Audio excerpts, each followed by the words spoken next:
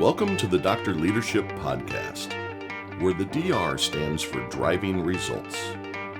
Our focus is weekly conversations around life and business relationships and the important leadership qualities for both.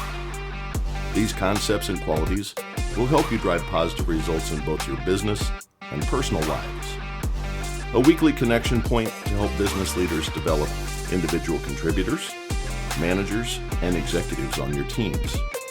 We also will tie in concepts around family focus and life lessons to help you drive success in your personal life. Welcome to the Dr. Leadership Show. Let's get after it.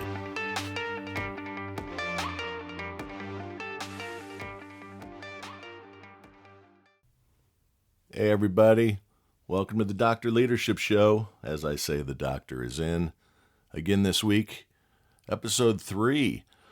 Hope you had a great week, great weekend. Hope family and friends are all safe. Everyone's had a good time, rested up, and ready to get back after it this week. You know, last week I talked about some of my background in a little more detail to give you a little more why I think I'm relevant for some of these conversations. Then we touched briefly on communications as a leader and a few attributes of types of communication: text, email, written, etc. And then we talked about that amazing innovation called the telephone and its relevancy in today's world. Today, I want to continue and expand a little bit more on communication. And I want to dive in further on leadership communication, specific to this new remote work environment we're in. It has definitely moved the goalposts on what good leadership looks like. Major reason that I started this podcast is that there just is a missing engagement, first of all, to learn from seeing others and to get guidance and mentorship in person. And we're all looking for resources to continuously improve, etc. Practice makes perfect. And today, practice is a little more difficult. It's had effects on our children and our education. The human psyche works differently in this world. The number of repeatable times the number of repeats to go through something is higher. Efficacy of trainings have dropped. It just got a lot of impacts on us. So I want to talk a little bit more on communication and inside this remote work environment, and what I've seen working, what I've been a part of that hasn't worked as well, etc. And the first question I want to talk about or throw out there to the audience today, and again, thanks so much for listening, is how do you build relationships in this new world we're working in, this remote or hybrid workforce, work from home, a lot of different names for it. How do you go about developing relationships? So I'll tell you, it was easy in the 90s and the 2000s and the 2010s because everyone was in the building. You were in offices. Hey, let's grab lunch, Susie. Hey, Beth, John, Jim, let's do a little team roundtable across the street at the bar and grill. Get to know each other, catch up, build some relationships. Used to meet for drinks, go on calls together. Some of that's even difficult. You know, you could get instant feedback on how a call went with a customer as you were driving back together. You could strategize right before the meeting with each other. Now you're trying to IM, instant message with each other on a Teams meeting or something like that to get ready for the big call.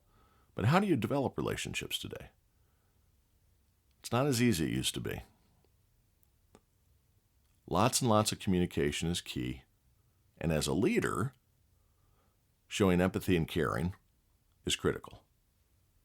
So Zoom, WebEx, Teams, all of these different things are impacting how we build relationships with our people, with our customers, etc. Talking specifically about the business environment right now. Relationships are critical as a leader because they lead to fellowship, which I've talked about before, right? People have to want to get behind you, run at the target with you.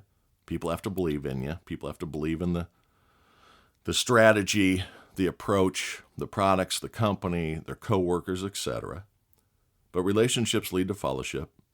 which then lead to results. And results, again, as I've said, these conversations aren't about putting numbers on the board as a salesperson, but can be around family and everything else. Relationships are critical. The human being is meant to be in relationships. It's why we marry or have significant others.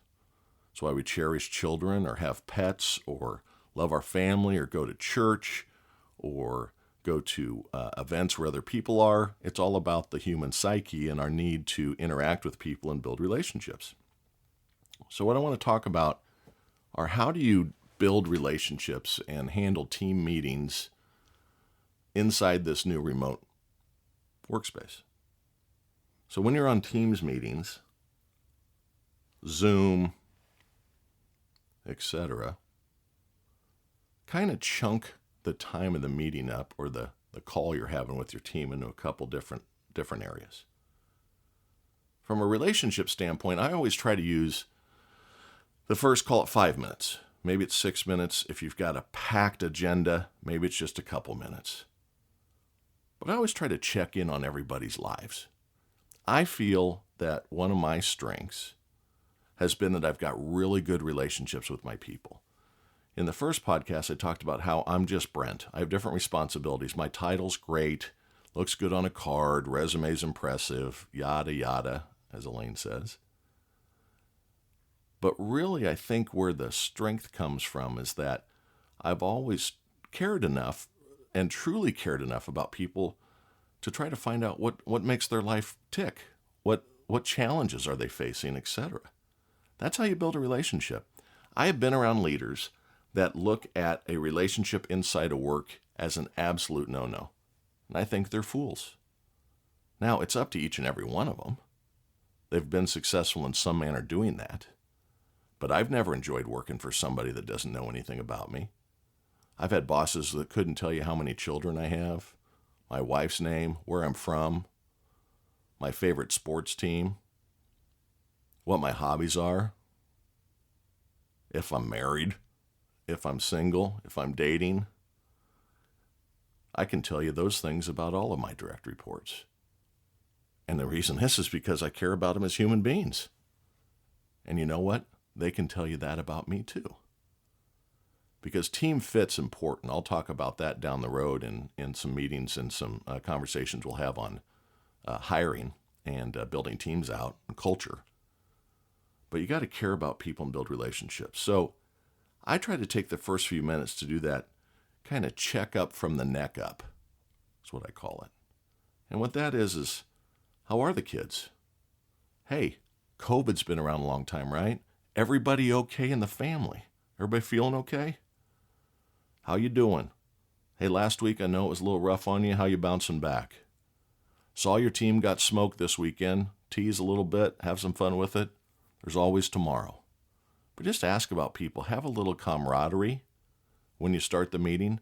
Because I don't know about your days, but my days are 12 or 14, no kidding, 30-minute Teams meetings in between phone calls every single day.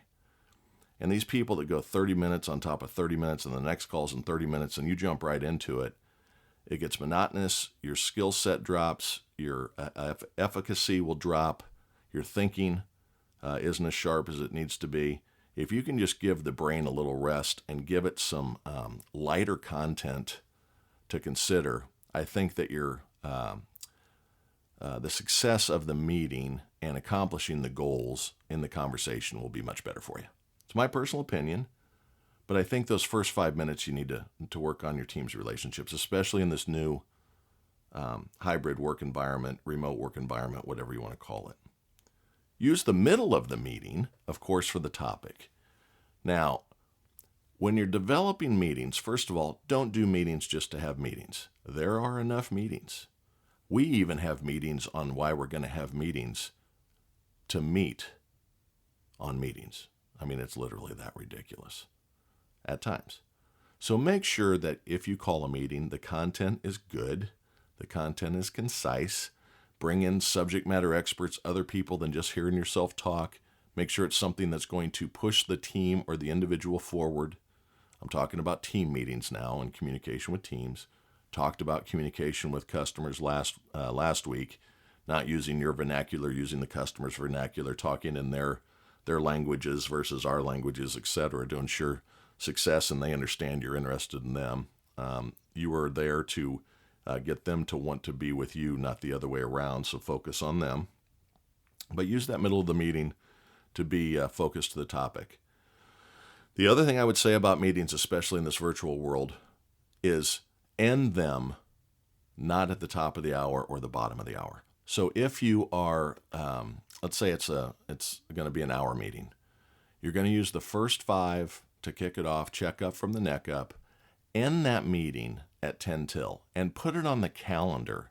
You can set those things up in Teams and Outlook and Zoom and everything else. Set the meetings for 10 minutes. In this new environment, there's no bio break times. There's no time to grab a quick bite. There's no time to step up away from the desk for a few minutes because everyone fills every crevice on that calendar all day. I've hopped up certain mornings and you look and you go, hey, I got 2 30-minute breaks, one at 10:30 and one at 1:30. By the time I go and get my soda for the day, not a coffee guy, but by the time I go get my soda to start my morning for my caffeine fix, I come back, both 30 minutes have been filled in. Oh, hey, you got 30 minutes. I'm going to fill it in here. So by giving that extra 10 at the end of the meeting, not calendarized, people won't fill 10 minutes up on the calendar. They won't see that when they look at your calendar and your availability.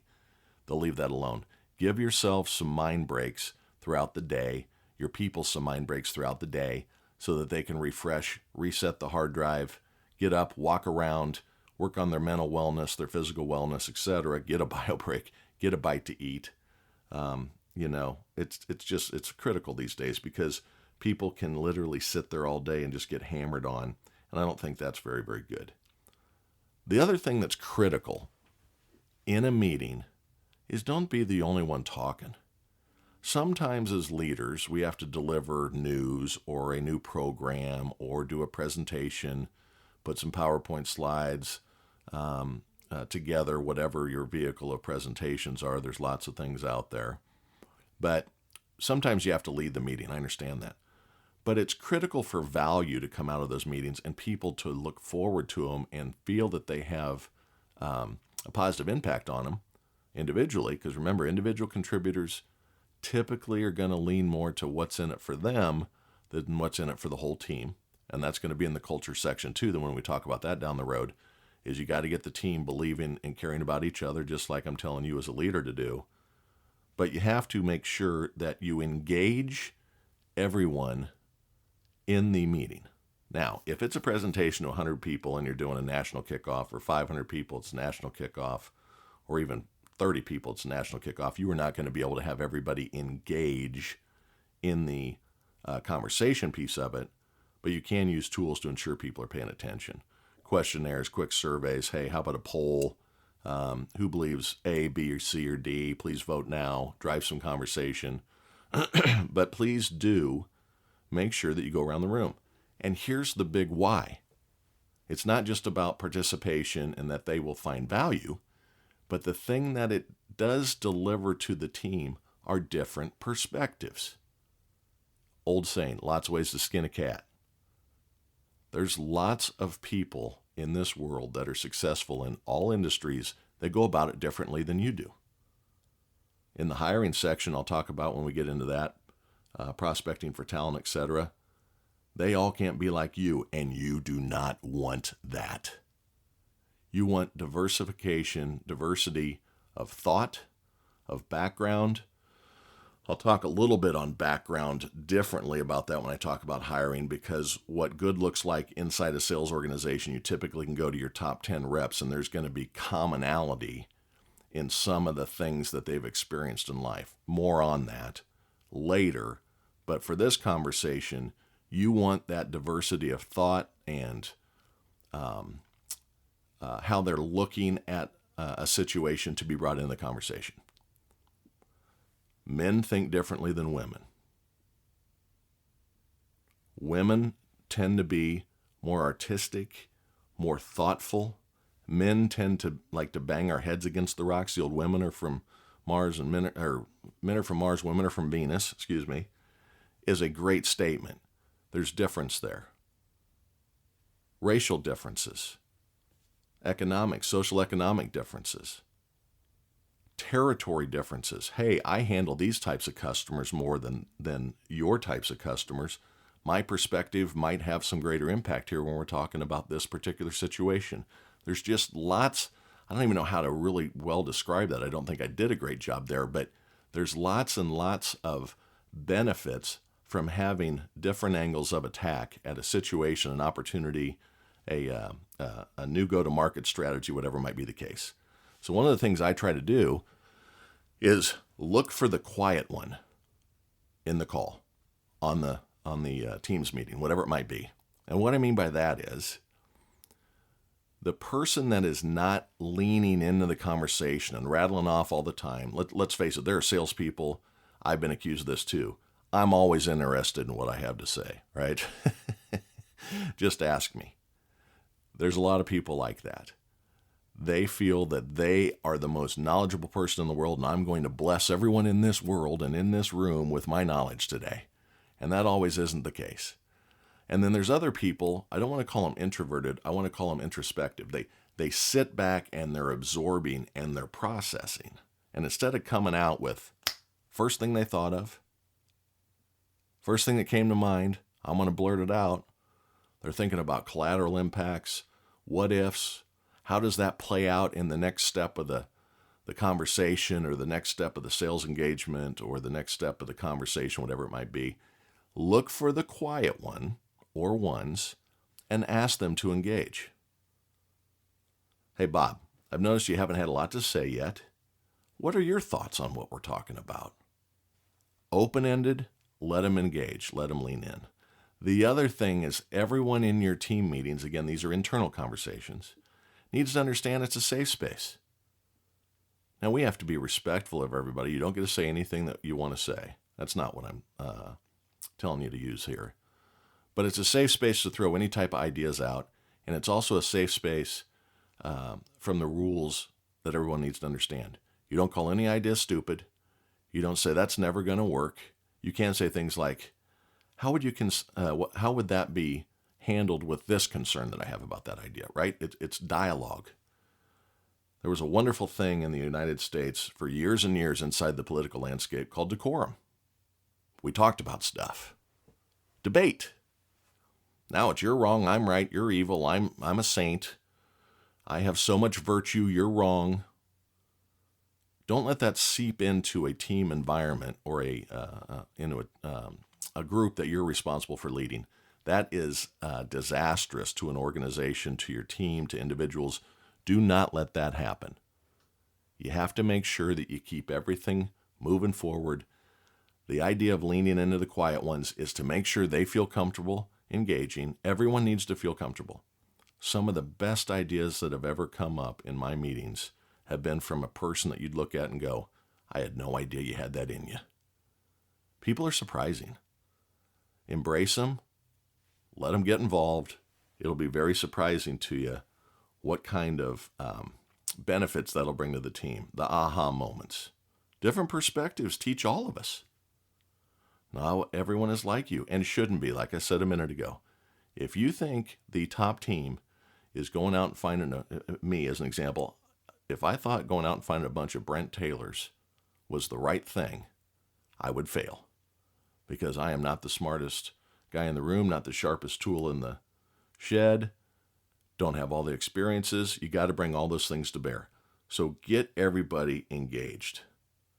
And then when they're engaged, make sure that that safe room, able to challenge the ideas, but insist on that they also have a different idea, right? The thing that always has humored me as a leader, I've had people come in, leaders come in, managers that I manage, individual contributors when I was a manager of salespeople directly.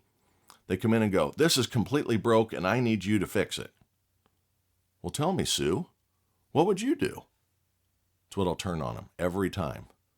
And then the eyes get big, right? Deer in the headlights. Well, what do you mean, what would I do? Well, you've evidently noticed the problem. You see that there's a situation here that needs resolution. Tell me how you would fix it.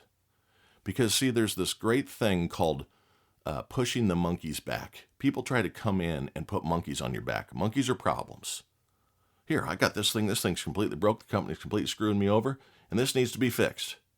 And they just think that's your job as a leader, that you're supposed to fix everything. Again, I don't have all the right ideas. So in a virtual meeting, whatever might be the case, if someone challenges a statement or challenges what you're trying to deliver, ask for their input. Right? Let's see how thorough they've thought this thing through. Because that is going to, first of all, eliminate monkeys being dropped on your back all the time. And second of all, going to lead to very good dialogue and discussions where you solve problems together. The other thing I would say about pushbacks, and as a leader, when you're trying to deliver something out into the field, is, and this was even more so true when we had the bullpens and everyone was in the office, there are typically a rep or two on each team that the team looks to as soon as a new idea is put out there, right? Sue's been here, or Sammy's been here, or Bill's been here forever. The manager comes in and says, we're going to do this, this, and this, and they all look around the table and look to Sue or look to Bill, the reps that are always at the top of the stack rankings, and look for their reaction. And many times, some people call them lone wolves, or top. They don't have to be lone wolves as top performers, but people that are very stringent individual contributors, never want to be in leadership or anything, just want to be left alone. Many times they can be the naysayer in a meeting. I'm not going to do that. That's not going to work for my customers. I don't think that that's something we should pursue. And that can kill a meeting very quickly. Now, you don't get to see that happen on the bullpen even after the meeting, right? Sometimes they'll even hold their tongue, and after the meeting, when you were all in the same building, they'd go get with the sales teams, and they go to lunch that day, and they say, Brent's crazy. That's never going to work. What's he thinking? You used to be able to ferret that out by walking around, management by walking around, right? MBWA, management by walking around. In the bullpen, involved with the people. You can see what's going on. You're leaning over the railing, helping them with transactions or building proposals, building ideas out. You don't have that any longer in this new world we're in. So the hitters, the reps that they look to, the team looks to, have the opportunity to negatively impact your message, your desired result, the key performance indicator you're trying to launch out that you're going to track without you having much insight to it. So getting the hitters or your top performers to buy into the program is critical. And how I have done this in the past, it's really a simple thing, but you know who they are. Doesn't take many meetings for you to figure it out. If I'm going to launch something, or if I'm going to ask the team to do something, and I know they're going to swing and look and communicate with the hitter on the team to see what their thoughts are, because they all want to be like Sue or Bill, the top performer. So if he or she says they're not going to do it, I'm not going to do it. And you lose your runway right away. So what I have done in the past is you give the top hitter a call. I call Sue up and I say, listen, Sue, how you been? Start with the relationship, just like in a meeting. Give a couple minutes, check in on him, make sure, how's the family, how's the friends, how was vacation, how's the, broken finger, or whatever is the deal. And then you move in and you say things like this. Sue, I need a favor. It's that simple. Human beings deep down inside will respond to someone asking for a favor 99 out of 100 times. And then after I say, Sue, I need a favor, I will position it like this. Sue, everyone, including me, knows you're probably the best rep on the team. Your performance certainly shows it.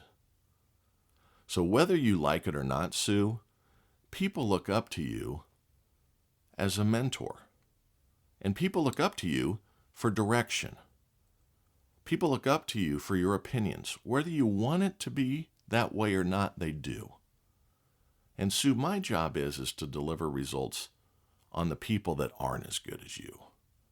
And sometimes things that I ask of the team may not be perfectly relevant for you, but you can perfectly neuter my message by your eyes, your eye contact, your body language, your breathing, giving breaths like that at the meeting. And I need to ask a favor. I want all these people to be successful like you, and they look up to you.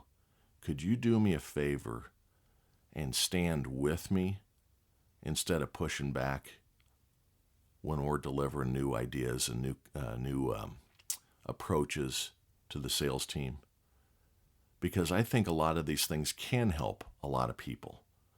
But if you don't, I'm not asking you to pom-pom for me, Sue. I'm asking you to not sink the ship, and I'm asking you to see how it could be positive and even help you a little bit. Because you're the star, Sue, and I can't succeed without my star helping others move up. Would you help me with that? And they are always 100% of the time going, well, I had no idea. Well, I don't mean to be doing that, right? Because, Sue, you have impacts on people. Jimmy refuses to go out and make cold calls or new business prospecting calls because you haven't had to do it in 5 years, because you did it the last 20 years and everybody's your customer. He's in a different situation than you. So you pushing back on that's stupid about making prospecting calls, simple example here, is keeping your team member from being successful because you made cold calls, didn't you? Sue, of course I did. I was the best cold caller out there. And now you're blessed with not having to do it so much. Why don't you allow your team members to get blessed like that too? You watch what happens in the next meeting. When you bring something out, guess what's going to happen? Sue's going to raise her voice and go, I think that's an awesome idea. Your work is done. The team is now engaged. You're on your way to greatness on whatever that project is. And then you turn to Sue and you go, why do you think it's a great idea, Sue? Well, because you all may not see this all the time, but I had to do that. And that was a big reason why I'm successful today. Insert whatever the application is, whatever you're trying to deliver is. But now Sue is a team member and a compadre. I'll ask him to be, will you be my co-pilot? Will you be my wing woman? Right? Can you help me help them? And people will engage on that nearly every time. If they don't, you've got deeper issues. But you go to your hitters, and they will absolutely help you if you ask them politely and position it, not fluff their feathers, but let them know, I know you're good. I know some of these things aren't relevant to you, but I can't have you not in the meetings. That's going to be even worse. And in today's environment, with just words coming through a microphone, maybe the screen's on or not being able to interact with people, those influences from the top hitters can be a lot more detrimental than they can be positive. So use your hitters to help deliver that message. And then when you're done with the content, you make sure you pull all the people in. A funny story. When I'd go into a meeting when I was young, I'd look around and I'd look for the oldest person at the table because that's the person I wanted to pay attention to. Hey, Jim looks like he's been doing this a long time. I better pay attention to him. Now I walk into a room or a meeting and I look around and I go, oh, crap. It's me. I'm the old guy. So I better have my A game on motivation, etc. And that's kind of what you're asking of Sue and the hitters on your team is say, listen, people come in, read the room, look for the successful person. Sue probably dresses in really nice, higher dollar clothing. Sue probably has a really nice car. Sue probably puts up revenue numbers. Everybody can do the math on the comp plan, is making 6 figures multiple times over, whatever good looks like from an income standpoint, whatever industry you're in. And it's critical that we utilize Sue as a partner and a compadre in this to make it all happen. And then the last 5 minutes of that meeting, wish them all well. Have a great weekend. Bring the relationship thing back together. Set clear expectations on what they're supposed to do with that information you just gave them first, and then close with some people skills and some engagement there. And I think that is a key to good communication in this new environment we're in, that everything is virtual. The other thing is I don't like people. One last thing on communication. That's a meeting communication. Now let's talk about someone trying to contact you. Teams has a call function where if you're sitting at the computer, all of a sudden your computer lights up and it says so-and-so calling you from Teams. If you're not at the computer, you never see that. Now I pay attention to my emails, I pay attention to my texts, and I pay attention to my phone messages and phone calls. That's enough things to track. It's kind of like how many passwords do you have in your life? Can't remember them all, can't keep track of all of them. If you are trying to reach someone to have a quick conversation, if you can see that they're in their office because the green light's on, then it's okay to send that instant message. You got a quick second. Then hit them with the phone call on Teams. If it's yellow or red, they're out, they're not available, they're not active, send a text. Use the phone. I cannot stand it where people hit you with the Teams, 12 to 12:30 when you might be taking, God forbid, a lunch break, and you come back and you don't notice all those, the little Teams logo has another number next to it, potentially. You should be checking all of it, but we're humans. Not going to happen. When you're trying to get a hold of somebody, text them, phone them. Don't hit me up at Teams at 8:30 at night, expecting me to be still sitting in front of my laptop and leave a message and then wonder why I didn't get back to you by noon the next day. I had twice this week. I just saw the Teams message. When did you reach out? Oh, it was yesterday. Hey, man, my cell phone never leaves my hand. Text me. Use a vehicle that allows people to be engaged right away. That's what you're trying to handle. So think about how you communicate, when you communicate, etc. I had a boss. His hours of operation were different than mine. I had young kids. His kids were older. He was my boss. I'd come in, and this is more on think about timing and work-life balance. I would be in the office at 7 every day, and at 5:15, I would leave to get home. I had a 45-minute commute, city traffic. I want to get home, help my wife with dinner with the kids, help bathe the kids, read a bedtime story to the kids, lights out on them, 8 o'clock at night, they're 3 and 5, and then sit down, relax, recharge for 2 hours, go to bed, repeat. My boss, on the other hand, kids were older. He would come in about 9. He'd stop and got coffee for everybody, right? He's a great guy, great relationship thing. I didn't drink coffee, but he always showed up with 3 or 4 coffees. And then if I'd leave at 5:15 at night, he goes, well, where are you going, man? There's reps still here. You need to stay until the last rep leaves.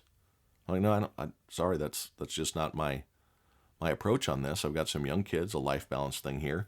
I worked with every rep at 7 this morning, and that had some consternation between us for a while, until one night he called me at 8 o'clock, and I didn't answer. I was finishing up a story for a child.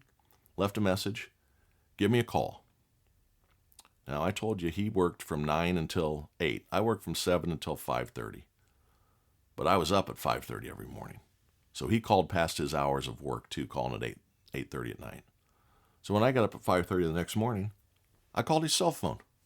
And I get a, hello? Hey, just calling you back.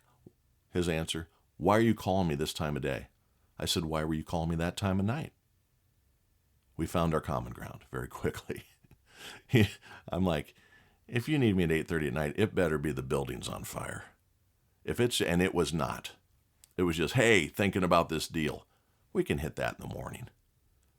Work-life balance, folks, use it.